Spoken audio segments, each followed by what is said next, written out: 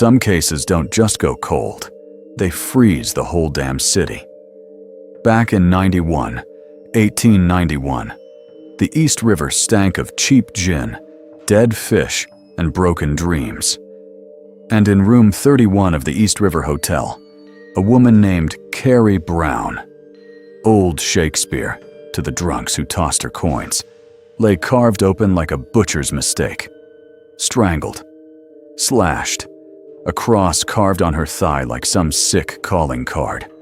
The papers screamed, "Jack the Ripper."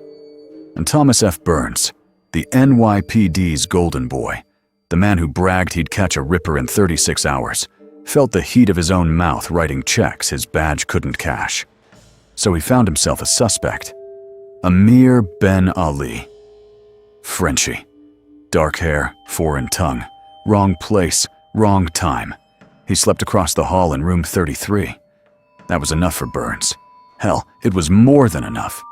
It was convenient. Blood on the floor? Blood on the socks? Blood on the mattress? Byrnes said it proved guilt.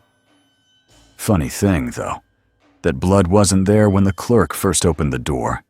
It showed up later, after Byrnes marched Frenchy back and forth through the crime scene like a circus animal.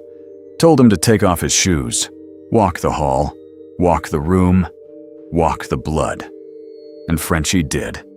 Because what choice does a man have when the cops hold the key to the cell? Witnesses? Sure, plenty. All of them coached, threatened, or beaten until they said what Byrnes needed. One guy later admitted a detective hit him in the face with a wet mop until he agreed to testify. A wet mop. That's not interrogation. That's humiliation dressed up as police work.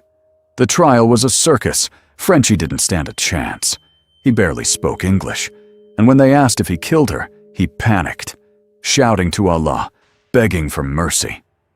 The interpreter mimicked his screams, turning a frightened man into a raving lunatic in the eyes of the jury. They gave him life. Sing Sing.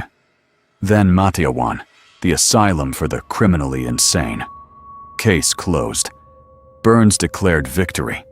The city cheered. But the truth has a way of leaking out, like blood under a locked door.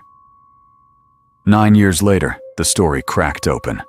A man in New Jersey, blond, stocky, seafaring, the real description witnesses gave, had vanished after the murder. In his room, a blood-stained shirt, a brass key tagged 31, fit the lock like it was born there. Governor Odell took one look and knew the score. Frenchy had been framed, railroaded, used as a prop in Byrnes's one-man show. They freed him after 10 years. 10 years for a crime he didn't commit. 10 years stolen so a detective could protect his reputation. Frenchy boarded the first ship back to Algeria. Said he'd never return to this crazy country. Can't say I blame him. Because in this line of work, the worst monsters aren't always the ones with knives. Sometimes they wear badges. Sometimes they write headlines.